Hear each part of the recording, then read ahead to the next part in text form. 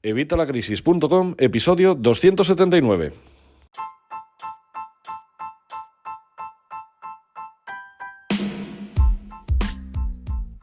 Hola, buenos días, buenas tardes o buenas noches. Soy Javier Fuentes de Evitalacrisis.com. Bienvenido un día más, un jueves más a Evitalacrisis.com. Hoy es jueves 14 de enero de 2021 y vamos a tener una entrevista que bueno, ya sabéis que de vez en cuando vamos haciendo alguna entrevista a personajes ilustres, y hoy tenemos aquí a un compañero, tenemos a Emilio Talavera, que es compañero mío en el Suma 112, pero es que además también tiene un emprendimiento propio que tenía anteriormente a este trabajo y lo mantiene. Así que bueno, vamos a ver por qué, vamos a preguntarle a ver los motivos, a ver qué es lo que le ha llamado a emprender, por qué sigue luchando contra viento y marea con todo esto del COVID, y bueno, vamos a ver todo esto. Pero antes, ya sabes, Evitalacrisis.com, cursos de educación financiera y finanzas personales, todo lo que necesites para mejorar tu educación financiera y tus finanzas personales, propiamente dicho. Para que aprendas a ganar dinero, a manejar el dinero, a organizarte, a hacer presupuestos, a invertirlo, a ahorrarlo, a todo lo que tenga que ver con el dinero. Además, recuerda que estos cursos se pagan solos. Ahora mismo seguimos en promoción, estamos a 3 euros. Recuerda que esta semana seguramente subirá, posiblemente el fin de semana, así que aprovecha, apúntate hoy mismo y mantendrás este precio de por vida. Y bueno, sin más dilación, pues vamos a presentaros al invitado de hoy. Ya os digo, se llama Emilio Talavera, es compañero mío. Y nada, pues hola Emilio, ¿qué tal? ¿Cómo estás? Bien, muy bien. A ver, Emilio es compañero mío, como os digo, en el Suma 112, y aparte tiene un emprendimiento que tenía, pues eso, de unos años antes incluso de entrar aquí en el Suma 112. Bueno, Emilio, cuéntanos, a ver qué fue lo que te llamó a emprender, y ahora vamos a ver en qué tema tan curioso has emprendido. Pues me llamó a emprender en principio la juventud y las ganas que tenía de trabajar para mí mismo, porque yo tenía un bar en un barrio de Madrid con mi hermana. Y bueno, y empecé a ver el tema de las máquinas tragaperras, que entonces empezaba ya por los finales de los 80, empezó antes, pero yo es cuando lo conocí, y entonces dije, bueno, voy a ver esto porque, bueno, me parecía que tenía más futuro y más posibilidades de ganarme la vida con ello. Sí, además ahí, pues bueno, eres tu propio jefe y bueno, encima la ventaja de que, bueno, pues sí, tienes que estar un poco pendiente de lo que es las máquinas, pero claro, no es tan esclavo como tener un negocio de hostelería, obviamente. No, ese era uno de los motivos, porque yo, claro, siendo tan joven, el bar era pues prácticamente 16 horas diarias, y entonces esto, bueno, aunque tienes que estar pendiente de las máquinas, del servicio técnico, abre todos los días, pero sí tienes la libertad de ir al bar en el horario que tú puedas o quieras, porque tienen un horario amplio. Pues la verdad que sí, es muy interesante. Además, es que no habíamos hablado con nadie de este sector. La verdad que es muy interesante. ¿Con cuántas máquinas empezaste? Uy, pues empecé, verás, en el año 88 le pedí 1 millón de pesetas, que no sé si los más jóvenes se acordarán que actualmente serán 6.000 euros, al director de un banco que se llamaba Hispanoamericano, que era amigo de un hermano mío mayor, y compré 5 dianas electrónicas antes de eso. Y de ahí empecé a meterme con los videojuegos, porque antes de haber videojuegos en todas las casas, en todos los móviles, estaban en los bares. Entonces empecé con eso, que se llamaban máquinas de clase A.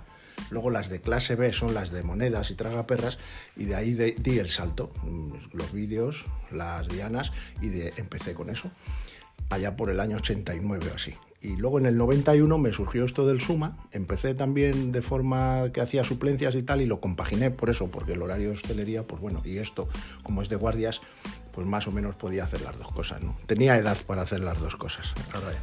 Sí, luego ya al final nos vamos haciendo mayores y ya nos va costando hacer las cosas. Y dices que las compraste 5. Exactamente, compré 5 dianas que costaban 200.000 pesetas, las instalé en bares porque claro, entonces era relativamente sencillo porque no había casi. Entonces claro, eran sobre todo tipo pub de noche. La diana jugaba más en tipo pub y tal. El bar, cafetería y eso era otro tipo de máquina. Era más bien la de tragaperras o incluso algún videojuego de los niños, pero menos. Eso era más para la gente joven, los pubs, que entonces existían, y las discotecas. Hoy día eso se murió porque todo el mundo tiene juegos ya. Primero empezaron las consolas, ahora los móviles, y entonces claro, eso ya no tiene razón de ser. Sí, bueno, y ahora ya que ha sacado Facebook encima, la realidad virtual, ya que esto es otro mundo. ¿Y cuando empezaste tuviste tú que buscarte los bares? ¿Fuiste a sitios de conocidos o cómo fue la cosa? ¿Empezaste tú a moverte? ¿Utilizaste las fortalezas que tenías ya como profesional de la hostelería o cómo lo hiciste? Bueno, sí, más o menos, sobre todo en el entorno mío, del barrio donde me movía, sí, algún bar, algún amigo, algún conocido. Y sí, así es como empecé. Incluso hubo años buenos a finales de los 90, los 2000, que tenía bastantes máquinas. Luego la cosa fue descendiendo. Luego hice unas inversiones malas en otro tipo de cosas y la cosa no funcionó. Y ahora esto no es lo que era. O sea, ahora también ha mermado y ya casi no se juega, primero porque la gente va a los salones y segundo el juego online. O sea, las máquinas tragaperras, yo creo que no tardando muchos años terminarán desapareciendo de los establecimientos, porque la gente joven, sobre todo, pues se va a los salones de juego y con el juego online. Sí, además incluso ahora las casas de apuestas que también incluyen una parte de recreativas y al final pues va todo por ahí, ¿no? Claro, tienen tragaperras y una diana. O sea, perdón, una ruleta que es un juego como la de los casinos, pero solamente se puede tener en salas de juegos, no se puede tener en bares. Entonces, claro, es más atractivo para el jugador. Y lo otro, pues bueno, va quedando, pues sí, gente mayor, gente, en fin, gente que entra a tomarse un café, pero bueno, de momento yo como estoy ahí y estoy yo solo hasta que mis hijos terminen sus carreras y se ganen la vida por ellos mismos, tendré que aguantar. ¿Y has estado siempre solo? ¿Has tenido en los mejores momentos alguien contratado? Sí, llegué a tener hasta 6 personas, cuando al principio te digo, porque tenía... Incluso con las dianas y los videojuegos también se complementaron con las grúas de muñequitos que había de peluches, que primero eran en las ferias y luego estuvieron por los bares. En aquella época, que eran los 90, también tuve muchas. Y sí, llegué a tener hasta 5 o 6 personas con alguien de la oficina. Y bueno, hasta que fue decayendo el negocio y ahora, bueno, pues estoy solo, porque ya no necesito tampoco gran cosa, ya te digo. ¿Cuánto ha sido aproximadamente el número máximo de máquinas en global de todos los tipos que has tenido y cuántas tienes ahora mismo? Entiendo que el número mínimo serían las 5 con las que empezaste. Claro, el mínimo. Llegué a tener casi 140 en los años 90. Madre mía. Contando todo. Videojuegos, dianas, que eso es más sencillo. Son máquinas más baratas y se instalan de un día para otro. Las tragaperras tienen unas autorizaciones muy complicadas y los bares tienen que caducar. O sea, abrir el mercado es muy difícil.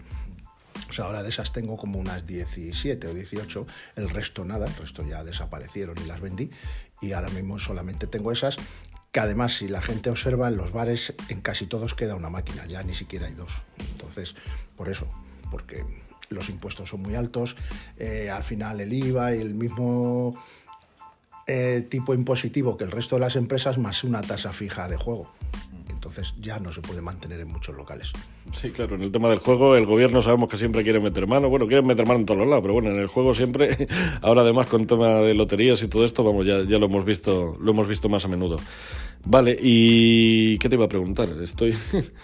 Las máquinas estas, ¿cómo has llegado a acuerdo con los bares? ¿Tienes un porcentaje o vais a un fijo y una comisión? ¿Cómo va el tema este? Bueno, pues en principio el funcionamiento es que a mí me alquila el dueño del establecimiento un trozo de local, yo le pongo las máquinas en explotación y le doy el 50% de la recaudación. Más un canon de entrada, canon entre comillas, dependiendo de la recaudación que haga, un rappel más que un canon, porque antes era un canon de un dinero fijo, ahora eso ya pasó a la historia y ahora es un rappel pues parecido a los de la cerveza, a los del café, o sea, se da el 50% de la recaudación y luego dependiendo de lo que el volumen que haya hecho a final de año hay unos rappel que se les da o no, si no llega. Como una especie de primas o algo así. Exactamente, sí, unas primas por producción o por recaudación, sí. O sea que el sistema es muy parecido al de las máquinas de vending, ¿no? Por así decir. Sí, igual. No, sí, lo que pasa es que el vending te dan sobreproducto. Aquí el producto en definitiva es jugar. Aquí yo diría que es más parecido al de la cerveza, que tú te marcan desde una cantidad a otra, un 10%, un 5%, un 15%, todo ese rappel a final de año, si cubre, se da, y si no, pues el 50% de lo recaudado. Bueno, dices que has tenido unas épocas muy buenas, hasta con 6 trabajadores, que vamos, esto en la época dorada, entiendo, y ahora estás tú solo. Así, sin entrar en detalles, no hace falta que te pillen los dedos, pero ¿nos puedes hablar un poquito de números así aproximados para saber un poco en qué terreno nos hemos estado moviendo? Hombre, pues esto en los años 80, 90, dejaban mucho dinero. Lo que pasa que, claro, la gente, los empleados, los vehículos y tal, luego, como te dije, hice unas malas inversiones. También un tema de hostelería, o sea, del juego y tal, y salió mal y ahí se perdió muchísimo dinero, y entonces, pues bueno, luego tuve casi que empezar de nuevo otra vez y ya, pues claro, ya no tienes las mismas ganas, porque al final los empleados, el sistema, el negocio ya no es el mismo, la edad va pesando pero sí hubo años muy buenos, de a lo mejor facturar 300 o 400 mil euros al año o más y sí, ganar más de 100.000, aparte de esto, sí era un sueldo bastante decente. No, la verdad que sí, muy interesante. Y encima, pues bueno, a la vez tenías esto que era un poco, digamos, más seguro, con lo cual, pues siempre estaba bien. Y ahora, vamos, la idea entiendo que será mantenerlo, pues, vamos, hasta que te jubiles, o lo que dices, hasta que tus hijos tomen el relevo. Sí, probablemente hasta que me jubile. Cuando me jubile, si todavía tengo un número de máquinas en el que alguna empresa, porque las empresas grandes suelen comprar a los pequeños para ir monopolizando el mercado, pues sí, las venderé y me desharé cuando me vaya a jubilar.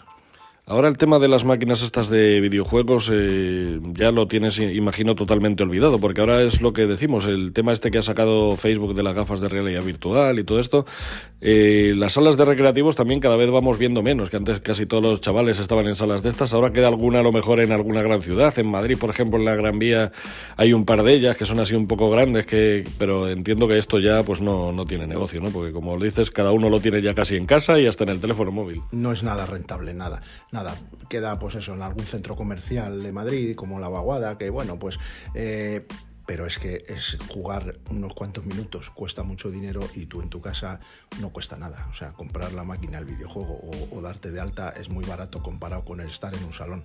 El salón todavía tiene el atractivo de que a lo mejor dices, bueno, voy a la calle un día, veo gente y tal, pero el resto es en casa.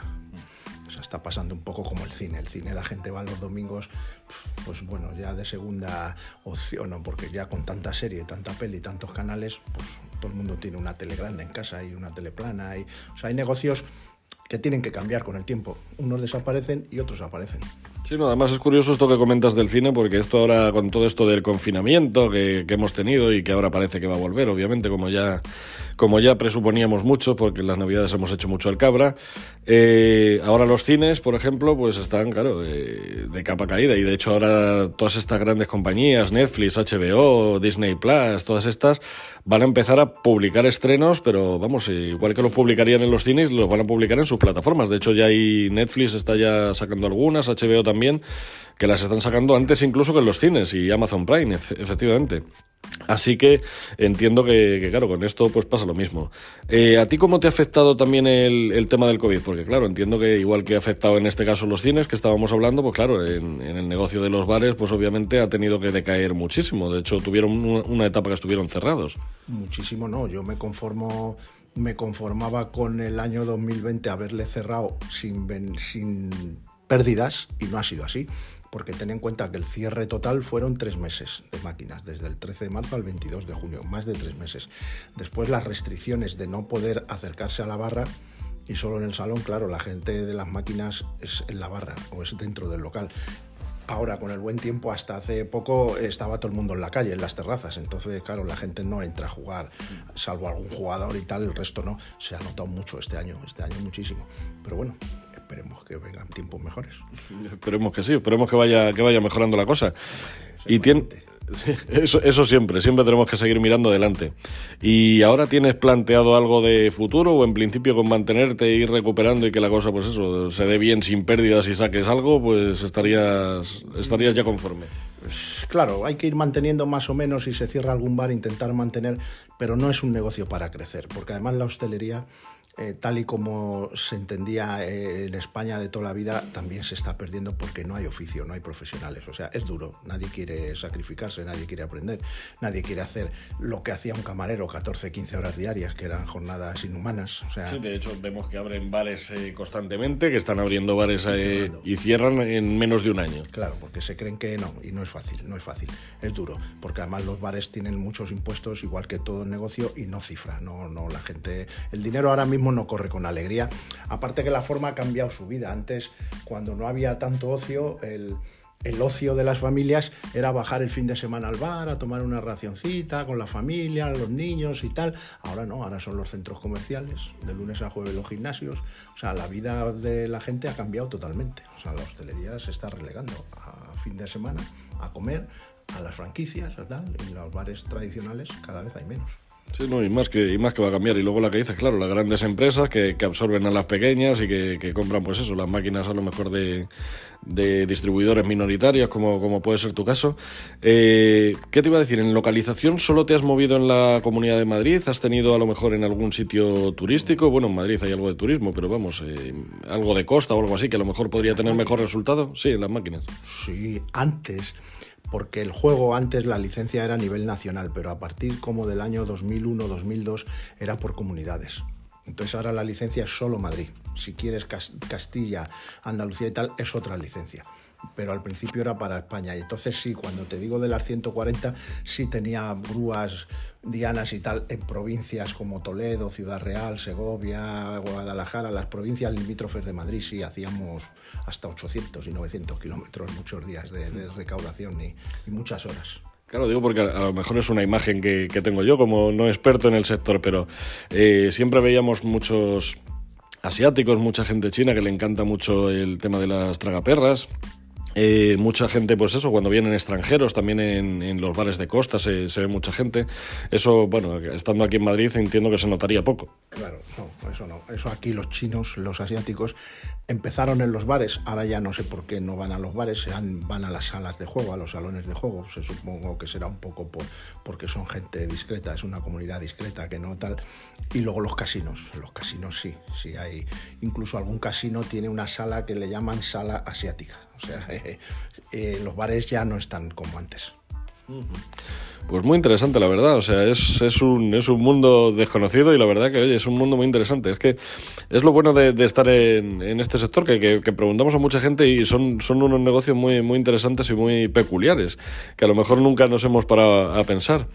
¿Y qué tal compaginas todo esto al final con el trabajo que tenemos en el Suma y tal?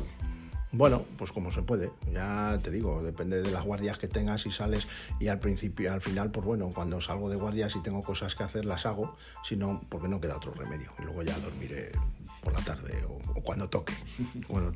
Sí, al final el emprendedor está siempre dando el callo, no hay otra forma. Pues nada, Emilio, pues muchísimas gracias. No sé si quieres compartir algún pensamiento final o alguna cosa. Nosotros, no, solo quiero compartir para la gente más joven que si alguna vez tiene alguna idea, siempre con sentido común y dentro de la lógica, solamente hay un secreto, es la constancia. No hace falta ser ni más listo, ni más tonto, ni más formado, ni menos formado. Hay que tener un objetivo claro, medianamente con sentido común y ser constante. Si eres constante, lo consigues.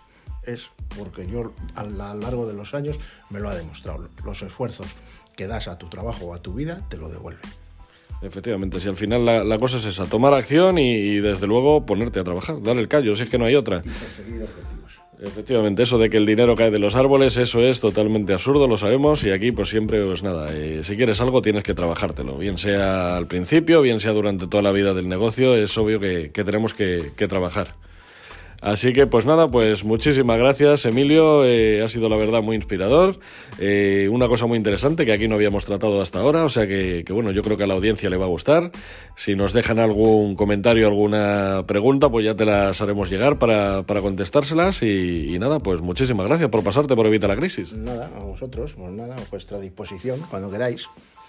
Pues nada, chicos, muchísimas gracias, eso ha sido todo, espero que os haya gustado, ya sabéis, como siempre, muchas gracias por vuestras opiniones de 5 estrellas en iTunes, vuestros me gusta y comentarios en iVoox, en YouTube, muchas gracias por suscribiros a Spotify, muchas gracias por suscribiros a los cursos, por supuesto, y nos vemos mañana, nos escuchamos mañana en un nuevo episodio, ya sabéis, como siempre, a las 8 de la mañana.